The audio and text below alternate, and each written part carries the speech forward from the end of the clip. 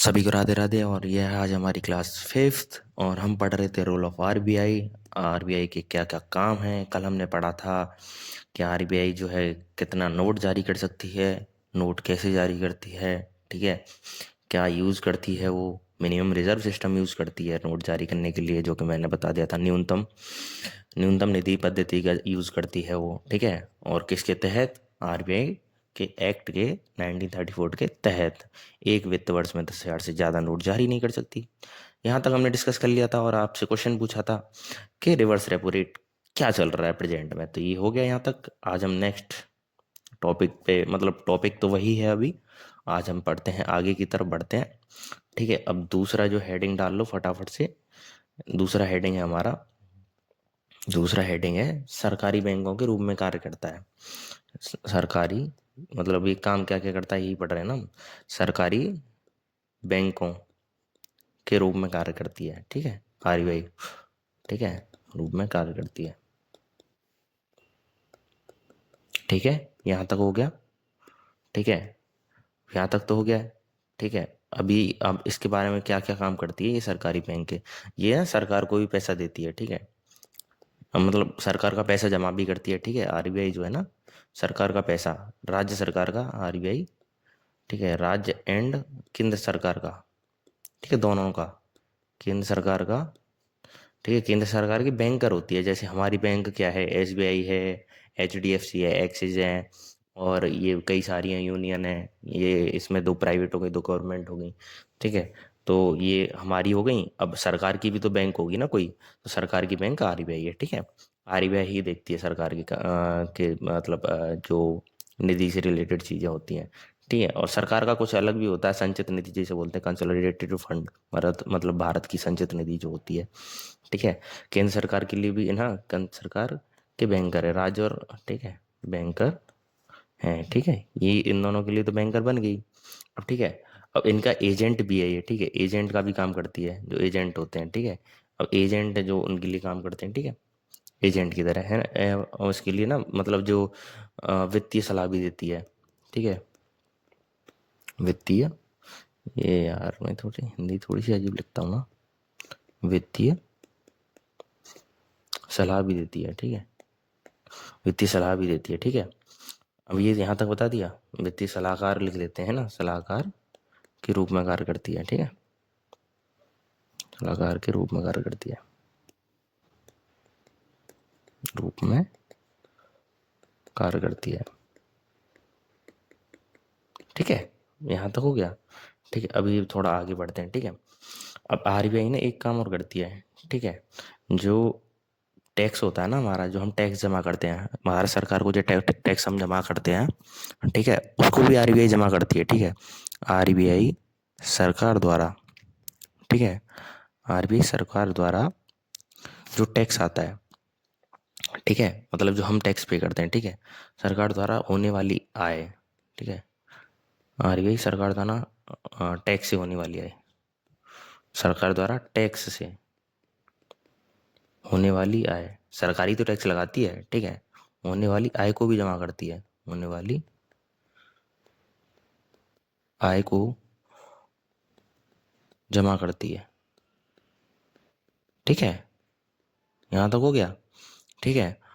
ये तो हो गया, यहाँ पे जमा करती है। और ये भी चीज़ है, ठीक है, मतलब सरकारी जो जैसे सरकारी कोई आदेश आता है ना तो भुगतान भी करती है, ठीक है। एंड सरकारी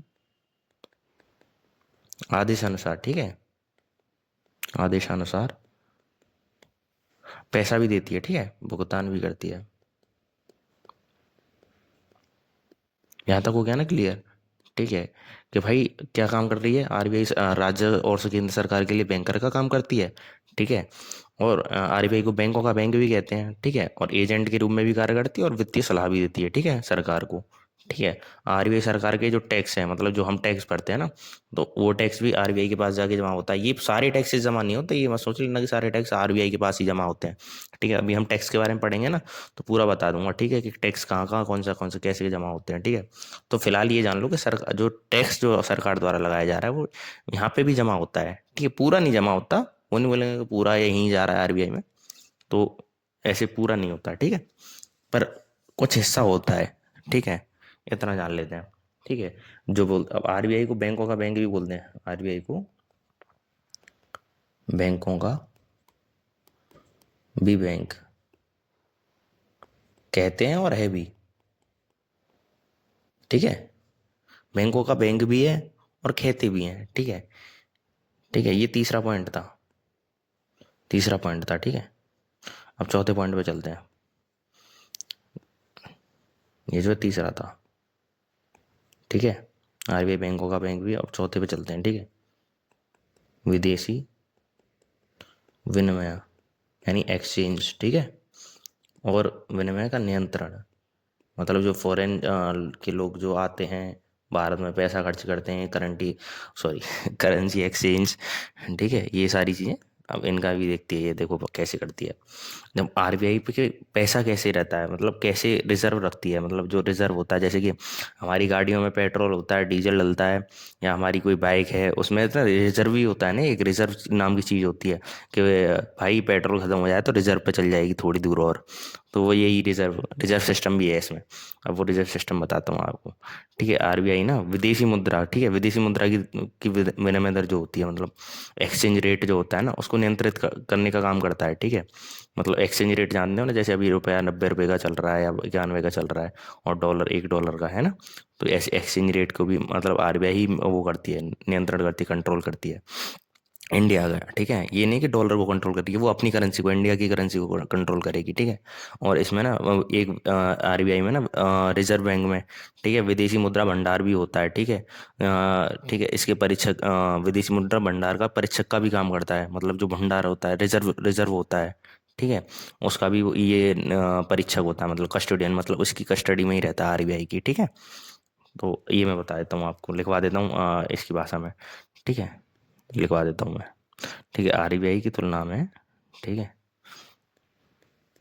ठीक है, ये लिख लेना। ठीक है, विदेशी मुद्रा, विदेशी मुद्रा की विनिमय दर, ठीक है, एक्सचेंज रेट जैसे बोलते हैं इंग्लिश में। ठीक है, विनिमय दर को नियंत्रित करने का कार्य करता है। ठीक है, बहुत शॉर्ट शॉर्ट में लिखा रहा हूँ मैं। ठीक है, यहाँ पे हो गया। और एक चीज़ और यहाँ पे, आरबीआई, ठीक है, आरबीआई रिजर्व बैंक जो है, ठीक है, रिजर्व बैंक, ठीक है, विदेशी, आरबीआई विदेशी बैंक, विदेशी सॉरी विदेशी मुद्रा भंडार। ठीक है, विदेशी मुद्रा भंडार, ठीक है, foreign foreign foreign currency fund, भंडार तो ये बोलेंगे ना, भंडार को इंग्लिश में क्या बोलेंगे यार, थोड़ी सी चीज़ें ना गड़बड़ हो जा रही है मेरी हिंदी इंग्लिश की, मैं देखूंगा इनको। ठीक है, भंडार के परीक्षक यानी कस्टोडियन का भी काम करता है, परीक्षक का तो पता है मुझे। ठीक है, कस्टोडियन, ठीक है, के रूप में भी कार्य करता है, रूप में भी कार्य करता है। ठीक है, यहाँ तक क्लियर हो गया ना। ठीक है, अभी क्या है कि अब थोड़ा सा आगे बढ़ेंगे, तो जब आगे बढ़ेंगे तो फिर एक और नया पॉइंट लिख लेते हैं, इसमें एक एक पॉइंट और बचा है, उसे लिख लेते हैं, फिर मैं आपको बता दूंगा कि मिनिमम रिजर्व सिस्टम क्या होता है। ये जानना है तो बता दो, वैसे चलो बता ही दूंगा, छोटा सा ही है। तो मतलब कई, मतलब मैंने एमआरएस भी होता है, पीआरएस भी होता है।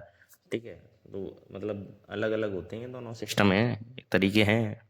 ठीक है, ठीक है, मतलब सिस्टम है दोनों, और कैसे काम करते हैं ये भी मैं बता दूंगा, चलो बता ही देता हूँ। ठीक है, शाख नियंत्रण, शाख नियंत्रण क्या होता है, क्रेडिट कंट्रोल, शाख को इंग्लिश में क्रेडिट बोलते हैं। ठीक है, शाखा मत समझ लेना इसको। ठीक है, क्रेडिट कंट्रोल, ठीक है ना, क्रेडिट कंट्रोल। क्रेडिट कंट्रोल क्या चीज़ है ये बता देता हूँ।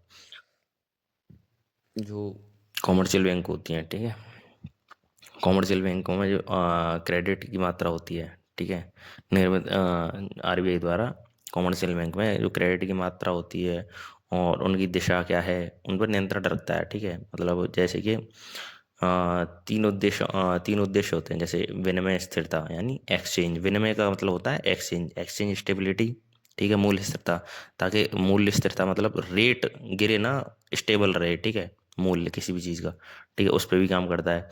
ठीक है, क्रेडिट कंट्रोल, ये क्रेडिट कंट्रोल साख नियंत्रण इसी में के अंदर ही आता है, ठीक है, साख नियंत्रण के अंदर ये।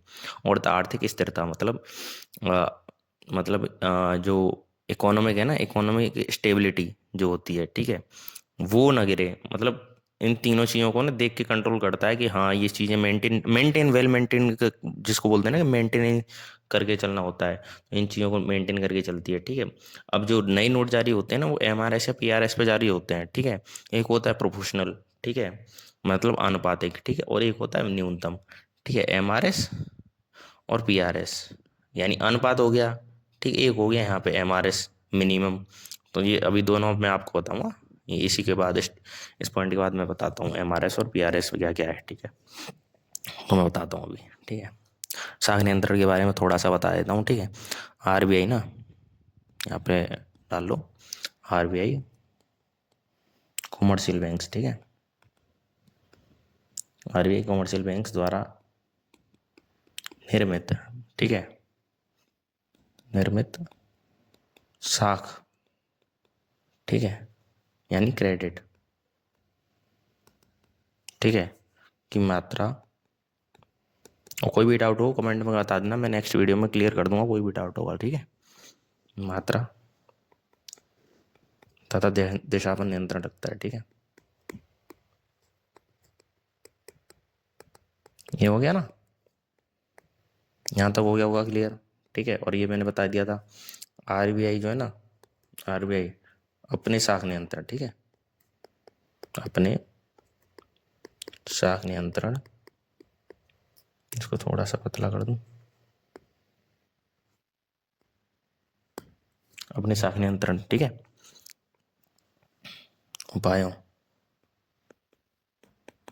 के माध्यम से, अभी थोड़ा पतला आ रहा है ना, थोड़ी आ रहा है।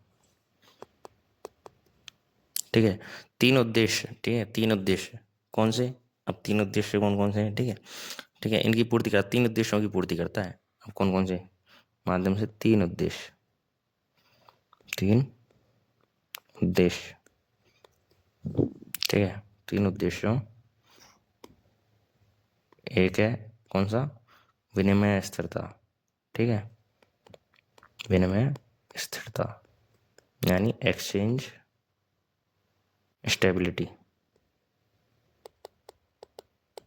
ठीक है, एक तो ये हो गया, और दूसरा मैंने बताया था मूल्य स्थिरता बताया था। ठीक है, मूल्य स्थिरता,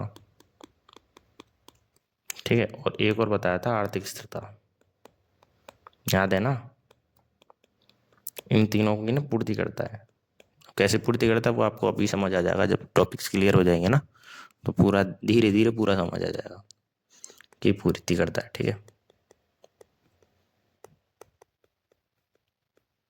यहाँ तक क्लियर है, यहाँ तक पूरी करता है। अब जो एक चीज़ और, नए नोट जारी करने के लिए जो सिस्टम यूज होता है वो कौन कौन सा यूज होता है। ठीक है, ठीक है, नए नोट जारी करने के लिए, ठीक है, ठीक है, कौन कौन से मतलब कैसे, दो दो, ठीक है, दो सिस्टम अपनाए जाते हैं। ठीक है, अलग अलग देशों में। ठीक है, दो पद्धति, हिंदी में बोलेंगे पद्धति, इसको इंग्लिश में सिस्टम बोलते हैं। ठीक है, दो पद्धति, ठीक है, यानी सिस्टम, लिख लेना इंग्लिश वालों। ठीक है बता देता हूँ तुम्हारे लिए। ठीक है, दो सिस्टम अपनाए जाते हैं, दो तरह के, ठीक है, दो पद्धति अपनाई जाती हैं। अब कौन कौन सी ये देख लो, मैंने जैसा कि बताया था एमआरएस और पीआरएस, अभी बताया था ना, पहला MRS minimum reserve, minimum reserve system, एक तो ये हो गया, हिंदी में बोले तो न्यूनतम आरक्षित। रिजर्व का मतलब यही होता है ना, रिजर्वेशन जिसे बोलते हैं। ठीक है, रिजर्व पद्धति, पद्धति का मतलब सिस्टम। ठीक है, ये हो गया। अभी कौन सा आया? अभी ये ना आरबीआई की तरफ से आया था, ठीक है। इसने ना आरबीआई ने ना इसको 1956 में ना, 1956 में ये मिला था, मतलब अधिकार मिला था एमआरएस के। ये जो है ना, कोई भी नोट इश्यू होंगे तो ऐसे होंगे, ठीक है। नोट के मतलब ऐसा है कि पूरी तो सिक्योरिटी होनी चाहिए, ठीक है। सिक्योरिटी मतलब, सिक्योरिटी को हिंदी में बोले तो प्रतिभूति, ठीक है। और इसके अंतर्गत ना एक फाइनेंशियल ईयर में ना 200 करोड़, 200 करोड़ का रिजर्व फंड रखेगी, यानी आरक्षित पैसा, आरक्षित मुद्रा रखेगी, ठीक है, अपने पास। और जिसमें से जो 200 करोड़ होंगे ना, 200 करोड़ में से 115 करोड़ का तो सोना होता है, ठीक है। और जो 85 करोड़ होते हैं, ठीक है, मैं 1000 करोड़ या लाख करोड़ की बात नहीं कर रहा हूँ, जो वैल्यू बोल रहा हूँ वही क्लियर है। 200 करोड़ का रिजर्व फंड होता है, ठीक है, यानी संरक्षित कोष जिसे हम बोलते हैं हिंदी में, ठीक है। और जिसमें से 115 करोड़, यानी 115 करोड़, ठीक है, 115 करोड़ का सोना होता है। क्या? सोना, ठीक है। और 85 करोड़, 85 करोड़ की होती है इंटरनेशनल करेंसी, ठीक है, यानी इंटरनेशनल करेंसी जो दूसरे देशों द्वारा एक्सेप्ट की जाती है, यानी कि डॉलर, ठीक है, ठीक है। यानी इंटरनेशनल करेंसी होती है 85 करोड़ की, ये बात याद रखना। एमआरएस का बता रहा हूँ ये, कि एमआरएस के थ्रू ऐसे ऐसे ये काम करती है, इतना होना जरूरी है रिजर्व फंड में, ठीक है। अब मैं लिखा देता हूँ आपको, ठीक है। आरबीआई ने, आरबीआई द्वारा, ठीक है, 1956 में, ठीक है, 1956 में नई मुद्रा जारी करने के लिए, ठीक है, नई मुद्रा, नई मुद्रा जारी करने के लिए क्या अपनाया? एमआरएस अपनाया, ठीक है, ठीक है, एमआरएस अपनाया, ठीक है, एमआरएस अपनाया। अभी एक सेकंड को, ऑफिस के बाहर है। तो यहाँ पे अपना लिया, ठीक है, एमआरएस को तो अपना लिया यहाँ पे, ठीक है। जब एमआरएस को अपना लिया यहाँ पे आरबीआई ने, तो फिर अब एक चीज़ और, जैसे कि देखो, इसके द्वारा ना प्रत्येक जो नोट जारी होता है, प्रत्येक निर्गमित का मतलब होता है इश्यू, ठीक है। इसके द्वारा यानी आरबीआई के द्वारा, ठीक है, इसके द्वारा प्रत्येक हर एक, यानी सिंगल नोट भी, ये नहीं कि कोई एक को छोड़ दिया, ठीक है, प्रत्येक निर्गमित, ठीक है, निर्गमित, ठीक है, निर्गमित नोट, यानी इश्यूड नोट, इश्यूड नोट जो जारी होता है ना, इश्यू नोट जो जारी होता है बदले, ठीक है, इश्यू नोट के बदले 100%, ठीक है, मूल्य की प्रतिभूति, मूल्य की प्रतिभूति, प्रतिभूति को इंग्लिश में बोले तो सिक्योरिटी, एक गार्ड वाली सिक्योरिटी मत समझ लेना, ठीक है, ठीक है, सिक्योरिटी, ठीक है, होना आवश्यक है, होना आवश्यक है। अब एक प्रतिभूति का मतलब सुरक्षा, ठीक है, 100% वैल्यू मिल रही है कि नहीं, ठीक है। अब यहाँ पे हो गया, अब एमआरएस के अंतर्गत, अब ये जो एमआरएस का, अब ये तो हो गया कि ये ऐसे ऐसे अपना है, ये हो रहा है, एमआरएस कब अपनाया, ये हो गया कि हर एक नोट की सिक्योरिटी होनी जरूरी है, ठीक है, 100% मतलब उसका मूल्य जो है होना चाहिए, ठीक है। अब एमआरएस के अंदर ना एक ये यूज़ किया जाता है, रिजर्व फंड, मतलब रिजर्व यूज़ किया जाता है। अब जैसे कि एमआरएस के अंतर्गत, यानी अंदर, ठीक है, एमआरएस में, ठीक है, एक फाइनेंशियल ईयर में, ठीक है, ठीक है, एक फाइनेंशियल ईयर में, फाइनेंशियल ईयर में, ठीक है, 200 करोड़, ठीक है, ईयर में आरबीआई जो है ना, आरबीआई 200 करोड़ का, ठीक है, 200 करोड़ का एक रिजर्व फंड रखेगी, यानी संरक्षित कोष रखेगी, संरक्षित कोष, ठीक है, यानी रिजर्व फंड, ठीक है, रखेगी, ठीक है ना। अब रिजर्व फंड 200 करोड़ का तो रखेगी, ठीक है, अब रख लिया। अब रिजर्व फंड जिसमें से, जिसमें, ठीक है, 115 करोड़, 115 करोड़ का सोना, ठीक है, सोना 115 करोड़ की वैल्यू के बराबर, ठीक है। और 85 करोड़ की अंतर्राष्ट्रीय मुद्रा, ठीक है, 85 करोड़ इंटरनेशनल करेंसी, इंटरनेशनल, ठीक है, इंटरनेशनल करेंसी यानी जो दूसरे देशों में चल जा रही है, वही तो आजकल तो आजकल क्या, अभी जो है डॉलर ही चलता है हर जगह, भैया डॉलर ले जाओ, डॉलर ले जाओ। देखो इंडिया का रुपया कब तक आएगा। हाँ, सपना ही है। है ना। अब आता है PRS, ठीक है, यानी प्रोपोर्शनल, यानी आनुपातिक जैसे बोलते हैं, ठीक है, proportional reserve system, proportional reserve system, ठीक है। ये इंडिया में चलता है, ये बात याद रखना। MRS इंडिया में यूज नहीं होता, MRS यूज होता है इंडिया में, पहले ही बता रहा हूँ, ठीक है। पूछा था किसी ने, शायद हमारे सर ने पूछ लिया था कि इंडिया का RBI के पास कितना संरचित कोष रहता है, ठीक है, और क्या क्या रहता है, ठीक है। तो यहाँ पे ये हो गया आनुपातिक आरक्षित पद्धति। अब ये क्या है, अभी इसके बारे में जान लेते हैं, ठीक है। अब RBI जो है ना, RBI के अंदर, यहाँ सॉरी, PRS के अंदर, ठीक है, कोई भी देश है, कोई भी, जैसे कोई यूज़ कर रहा है PRS, ठीक है, कोई देश है जो कि PRS मेथड यूज़ कर रहा है, सिस्टम यूज़ कर रहा है, ठीक है, तो उसमें क्या है कि वहाँ पे भी संरचित कोष में होगा, ठीक है। संरचित कोष के ही जरिए ही, मतलब उसको देखते ही, मतलब उसको देखकर ही नोट जारी किए जाते हैं। अब इसमें PRS में नोट जारी करने के लिए ना एक सिस्टम होता है।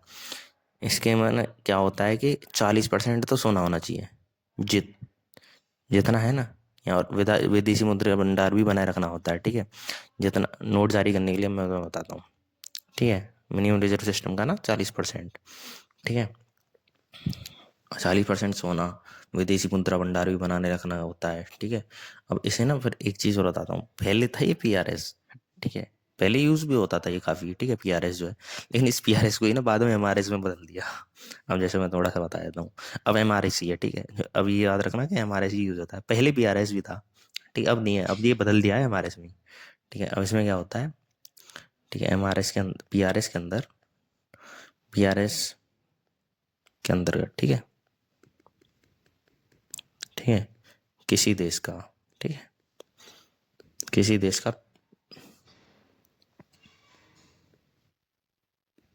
किसी देश का, ठीक है, केंद्रीय बैंक। अब केंद्रीय बैंक जैसे हमारा केंद्रीय बैंक है RBI, ठीक है, ऐसे करके किसी देश का केंद्रीय बैंक अपने, ठीक है, संरचित कोष जैसे बोलते हैं, रिजर्व फंड जैसे बोलते हैं, ठीक है, संरचित कोष के अनुपात में ही कोई नई नोट जारी करेगा, कि अनुपात में ही नए नोट जारी कर सकता है, ठीक है। नहीं, जारी कर सकता है वो अलग हो जाएगा, जारी करता है, नए नोट जारी करता है, जारी करता है, ठीक है। इतना आ गया समझ में। अब एक चीज़ बता देता हूँ, ठीक है, ज़्यादा कुछ जानने की ज़रूरत नहीं है। अब इसमें क्या होता था, इस प्रणाली में ना क्या होता था, मतलब इस सिस्टम में ना, ठीक है, इससे भी नोट जारी होते थे, ठीक है, इससे भी नोट ही जारी होते थे। अब इसमें क्या है कि RBI ना, RBI, ठीक है, पहले था ये, ठीक है, RBI नोट जारी करने के लिए नोट जारी करने के लिए क्या करती थी, 40% सोना रखती थी, ठीक है, 40%, ठीक है, 40% सोना और विदेशी मुद्रा भंडार, ठीक है, टोटल का, ठीक है, और विदेशी मुद्रा भंडार, मतलब समझ रहे 100% में तो 40% का तो यही मतलब जो संरक्षित कोष है, ठीक है, उसमें 40% सोना और विदेशी मुद्रा भंडार बनाना होता था, ठीक है। अब ये क्लियर हो गया। अब विदेशी मुद्रा भंडार ये हो गया, ठीक है, बनाए रखना होता था, बनाए रखना होता था, ये तो हो गया ना क्लियर, होता था। अब एक मेन लाइन और लिख लो, ठीक है, कि इसे बाद में MRS में ही बदल दिया, समझ रहे हो, MRS में ही बदल दिया, ठीक है, बदल दिया गया। ये मेन लाइन लिख लो, मतलब ये कि MRS आपको याद होना जरूरी है, PRS याद हो या ना हो, ठीक है। अब एक चीज़ और बताता हूँ, ठीक है। अब जैसे कि अब लोगों को लगता था कि कि जैसे पहले ना लोगों को सब यही याद करते थे कि जो RBI का रिजर्व ईयर फाइनेंशियल ईयर है 1 जुलाई से जो है 30 जून तक होता है, ठीक है, 30 या 31 जून, जो 30 जून ही था आई थिंक, है ना, ठीक है, जून तक होता था, ये जान लो, ठीक है। 1 जुलाई से अगले महीने की 30 जून की लास्ट डेट तक होता था, ठीक है, ठीक है। अब जो है यहाँ पे तो ये हो गया। अब मैं आपको एक चीज़ और बता देता हूँ, जैसे कि जो समिति बनी थी उसका नाम था बिमल जालान, ठीक है। क्या नाम था? बिमल जालान समिति, ठीक है। विमल जालान समिति तो बनी। अब इसमें क्या, इनकी सिफारिश की। अब सिफारिश क्या थी इनकी? सिफारिश, ठीक है। इनकी सिफारिश को स्वीकार करके, ठीक है, सिफारिश को, इनकी सिफारिश को स्वीकार करके ना फाइनेंशियल ईयर ही बदल दिए, फाइनेंशियल ईयर ही बदल दिया, ठीक है। हाँ, स्वीकार करके, हाँ सॉरी यार, ये तो अलग ही लिख दिया मैंने क्या यार, करते हुए आरबीआई ने, ठीक है, अपना लेखा वर्ष यानी अकाउंटिंग ईयर, ठीक है, अपना लेखा वर्ष, अपना लेखा वर्ष यानी अकाउंटिंग ईयर जैसे बोलते हैं हम, जहाँ पे लिखाई होती है, जो भी डेटा रिकॉर्ड किया जाता है। अकाउंटिंग ईयर जो है ना, 1 अप्रैल से 31 मार्च, कब से किया, ठीक है, कब से किया? 2021 से कर दिया, ठीक है। ये 2021 से हुआ है कि 1 अप्रैल से 31 मार्च तक। इससे पहले क्या था? इससे पहले, ठीक है, 1935 में, ठीक है, आरबीआई ने क्या करा था पहले? अप्रैल 1935 में, ठीक है, आरबीआई का अप्रैल, अप्रैल पूरा लिख देता हूँ, अप्रैल 1935 में आरबीआई का परिचालन कैसे होता था मैं बताऊँ। परिचालन यानी लालन छान जैसे बोलते, ठीक है। परिचालन जनवरी से दिसंबर होता था, जो कि फॉरेन कंट्रीज में भी होता है ना, कई कई सारे में। फिर इसको फिर इसको बदल दिया गया, 11 मार्च 1940 को। फिर 11 मार्च 1940 को बदल के इसको कर दिया गया जुलाई से जून, यानी 1940 से अब तक चला आ रहा था ये, ठीक है, कर दिया गया, ठीक है, कर दिया गया था। अब नहीं है ये जुलाई वाला अब नहीं है, ये मत ये कहीं भूल जाओ, ठीक है। पहले जुलाई से लेके जून तक था। अब एक चीज़ और, तुमने सुना होगा उत्कर्ष, उत्कर्ष करके, अरे भाई उत्कर्ष बहुत फेमस है ये चीज़, ठीक है। उत्कर्ष क्या है? अब तो उत्कर्ष 2.0 आ गया है आरबीआई की तरफ से। जैसे मैं बताता हूँ, उत्कर्ष 2.0 ना, एक ये ना नींव है, ठीक है, मार्गदर्शन जैसे होता है ना, जैसे किसी को, जैसे कि भाई ये है, ठीक है, यहाँ पे, ठीक है। अब इनको हम मार्गदर्शन करेंगे, कौन करेगा मार्गदर्शन इनका? गुरु करेगा। गुरु क्या दिखाते हैं? रास्ता दिखाते हैं ना। तो ऐसे ही करके इसको रास्ता दिखाने के लिए, आरबीआई को रास्ता दिखाने के लिए एक मार्गदर्शन के लिए उत्कर्ष बनाया गया, ठीक है। उत्कर्ष 2.0, पहले उत्कर्ष था, फिर उत्कर्ष 2.0 हो गया।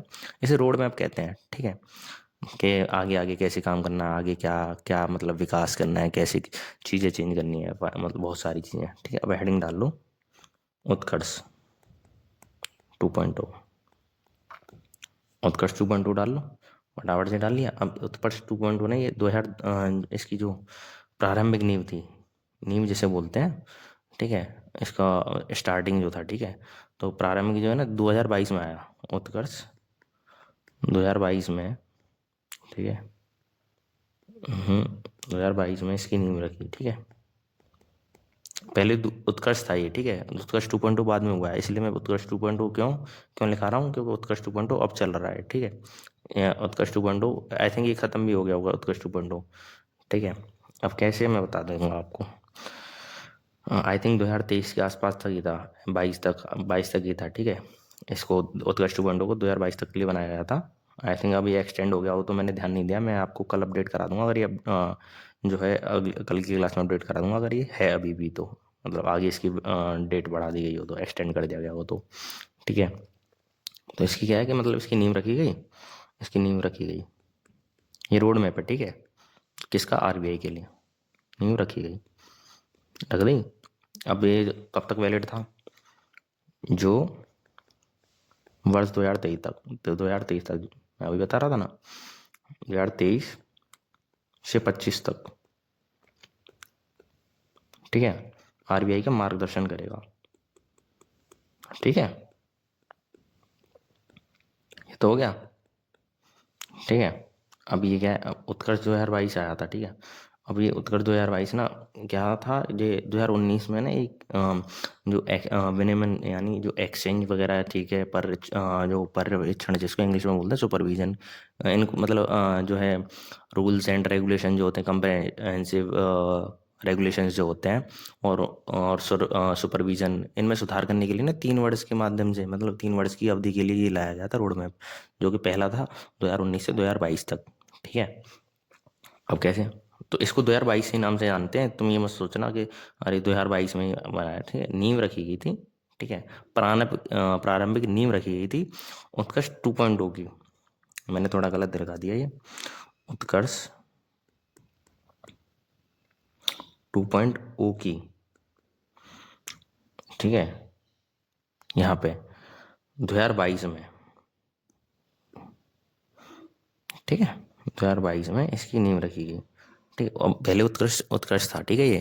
ठीक है, अब ये चीज़ हो गई, मैं बताता हूँ। ठीक है, यहाँ पे यहाँ तक हो गया, करेगा। ठीक है, यहाँ पे 2025 तक तो ये कर ही रहा है उत्कर्ष 2.0। अब ठीक है, 2019 में आरबीआई द्वारा ना रखा गया था ये उत्कर्ष, उत्कर्ष 2022 बोलते हैं इसको। ठीक है, ये बात याद रखना, उत्कर्ष 2022 बोलते हैं इसको। ठीक है, वर्ष 2019 में, ठीक है, आरबीआई की तरफ से, ठीक है, आरबीआई द्वारा विनियमन, कंप्रहेंसिव रेगुलेशंस बोलते हैं इसको, रेगुलेशंस आई थिंक, विनियमन, ठीक है, और पर्यवेक्षण यानी सुपरविजन। ठीक है, अरे रे रे रे रे पर्यवेक्षण यानी सुपरविजन। ठीक है, सुधार के लिए 3 साल के लिए लाया गया था, सुधार के लिए 3 साल की अवधि के लिए लाया गया, 3 साल की अवधि के लिए लाया गया। ठीक है, यहाँ तक क्लियर है। अब ये आ तो गया 3 साल की अवधि के लिए। ठीक है, 3 साल की अवधि के लिए यहाँ पे लिख देते हैं, 3 साल की अवधि के लिए रोड मैप लाया गया। ठीक है, यही मार्गदर्शन, ये रोड मैप है। ठीक है, जो 2019 से 22 तक बनाया गया था। ठीक है, ठीक है, उत्कर्ष 2.0 22 से 25। ठीक है, अब मैं बता देता हूँ, ये और लिखा देता हूँ ताकि आपको कन्फ्यूजन ना हो। उत्कर्ष 2.0 यानी इसका, उत्कर्ष का, ठीक है, खाली उत्कर्ष का, उत्कर्ष 2.0, ठीक है, इसी रोड मैप का अगला संस्करण यानी चैप्टर बोल दें तो, ठीक है, संस्करण या लेवल जो बोले, ठीक है, संस्करण है। ठीक है, अब जो मैं बताता हूँ कि मेन क्या क्या रोल्स हैं, उत्कर्ष तो क्लियर हो गया। अब जो मेन रोल्स क्या क्या हैं आरबीआई के, ठीक है, मेन रोल क्या क्या है,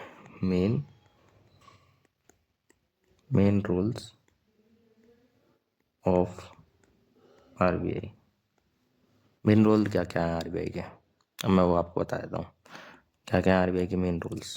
ठीक है, फटाफट से हेडिंग डालो। ठीक है, पहला मॉनेटरी पॉलिसी, मॉनेटरी पॉलिसी। ठीक है, ऐसे कई सारे हैं, मैं आपको ना हेडिंग बनवा के ऐसे करके लिख लो। ठीक है, मॉनेटरी पॉलिसी क्या क्या काम करती है, इशूअर ऑफ करेंसी यानी नोट जारी करती है। ठीक है, बैंकर टू गवर्नमेंट। ठीक है, मतलब एक लाइन में लिखा दे रहा हूँ क्या क्या काम होते हैं। ठीक है, ठीक है, जो कि अभी पढ़ लिए हैं, बैंकर्स बैंक, ये भी मैं पढ़ा चुका हूँ। ठीक है, ये अभी आपको बता दिया। Foreign exchange, foreign exchange manager, ये तो हो गया। और यहाँ पे एक supervisor, supervisor of financial system, जो मैंने बताया था, वित्त के मामले में ये सलाह भी देती है। ठीक है, फाइनेंशियल सिस्टम, यहाँ पे हो गया ये। ठीक है, अब सबसे पहले ये पढ़ेंगे मॉनेटरी पॉलिसी। मॉनेटरी हेडिंग डालो फटाफट से, मॉनेटरी पॉलिसी, मौद्रिक नीति जिसे बोलते हैं, पॉलिसी यानी कि मौद्रिक नीति। ठीक है। मौद्रिक नीति में क्या क्या है वो आपको देख लेते हैं। ठीक है, मौद्रिक नीति। अब इसका उद्देश्य क्या है मौद्रिक नीति का? उद्देश्य क्या है? महंगाई को न ज़्यादा बढ़ने देना न कम होने देना। मतलब महंगाई है, ब्याज दरें हैं, आर्थिक विकास भी चलता रहे। ठीक है, मतलब महंगाई बढ़े भी ना और ज़्यादा घटे भी ना। जिससे कि क्या है, अब घट जाएगी तो आप लोग ज़्यादा जो है, मतलब महंगाई जो है, अब क्या है, आपके पास पैसा ज़्यादा आ जाएगा तो आप फिर डिमांड करने लग जाओगे। ठीक है, देखो खेल क्या है यहाँ पे, डिमांड का है। सबसे बड़ा खेल है यहीं पे, डिमांड का है, सप्लाई का है। ठीक है, ये दो चीज़ें हैं। डिमांड क्या है? हम करते हैं डिमांड, यानी कि ऐसे कोई मार्केट है, हम गए, हमको कोई सामान चाहिए तो हम क्या बढ़ा रहे हैं? हम डिमांड बढ़ा रहे हैं। ठीक है, अब डिमांड, अब सप्लाई, जो दुकान वाले के पास अब मान लो 10 चीज़ें थी, हमने कही भैया हमें 10 दे दो, अब हम उठा लाए। अब उसने ना एक स्टॉक में रखी चीज़, एक स्टॉक में रख ली। अब इस एक के पीछे क्या होगा? अब सप्लाई इसके पास आई नहीं, सप्लाई नहीं आई तो अब गए इसके पास कस्टमर गए, अब कस्टमर इसके पास गए। अब जब गए इसके पास कस्टमर, तो फिर क्या हुआ? अरे भाई साहब, अब हर एक कोई गए, 10 की चीज़ थी, वो गए, दूसरा गए भैया मैं 15 दूंगा, तीसरा 20 दूंगा। अब ऐसे ऐसे करके भैया 100 तक पहुंच गई गाड़ी। अब जब पहुंच गई गाड़ी 100 तक, तो क्या हो गया? अब बढ़ गई यहाँ पे डिमांड। डिमांड तो हमने बढ़ा दी, सप्लाई आ नहीं रही, तो फिर क्या हो जाएगी? महंगाई बढ़ गई। ठीक है, अब ऐसे में क्या करेगी? अब सोई सरकार क्या करती है, ये मॉनेटरी पॉलिसी यहाँ पे क्या करेगी? ठीक है, मॉनेटरी पॉलिसी, अब जब आपकी जेब में पैसा ही नहीं होगा तो आप डिमांड नहीं बना पाओगे, तो फिर क्या करती है? लोगों की जेब में पैसे ही नहीं जाने देती। हम कहाँ से, एक होता है बैंक, बैंक से क्या लेते हैं? लोन। ठीक है, लोन कब लेते हैं? जब जो इंटरेस्ट है, इंटरेस्ट जो रेट है वो गिर जाता है, तभी तो पैसे लेते हैं हम बैंक से। जब गिरेगा तो हम ले लेंगे भैया, अब हमें 6% में मिल रही होगी तो हम तो खूब ले लेंगे। हमें क्या है भैया, अब हम 10% थोड़ी ले जाएंगे। 10% भैया कौन ब्याज देगो? सालाना 10%, यानी 10 लाख रुपये ले लिया, सालाना 1 लाख रुपया कौन देगो? और साल भर में तो वो चुकी ना रही। ऐसे करके अगर, मतलब अगर आप बिजनेस के हिसाब से नहीं ले रहे हो, खर्च करने के हिसाब से ले रहे हो, अब हमने मार्केट में डिमांड भी अब क्रिएट कर दी, और भैया अब हमने लोन ली तो कौन चुकावे वो? भैया चुकानी तो है। ठीक है, तो यहाँ हमारे रेट बढ़ा देती है मॉनेटरी पॉलिसी, यही होता है। देखो मॉनेटरी पॉलिसी में बहुत छोटे हैं। इसका मुख्य उद्देश्य समझ लेते हैं। मुख्य उद्देश्य क्या है? मुख्य उद्देश्य क्या है इसका? मुख्य उद्देश्य क्या है? मुख्य उद्देश्य मुद्रा की आपूर्ति। ठीक है, मुद्रा की आपूर्ति। ठीक है, ब्याज दरें, जो ब्याज है ना, ब्याज दरें जो मैं बता रहा था अभी, इंटरेस्ट रेट। ठीक है, महंगाई यानी इन्फ्लेशन, महंगाई। ठीक है, महंगाई को बोलते हैं इन्फ्लेशन इंग्लिश में। ठीक है, एंड यानी और, आर्थिक विकास, और आर्थिक विकास को संतुलित करना। ठीक है, आर्थिक विकास को संतुलित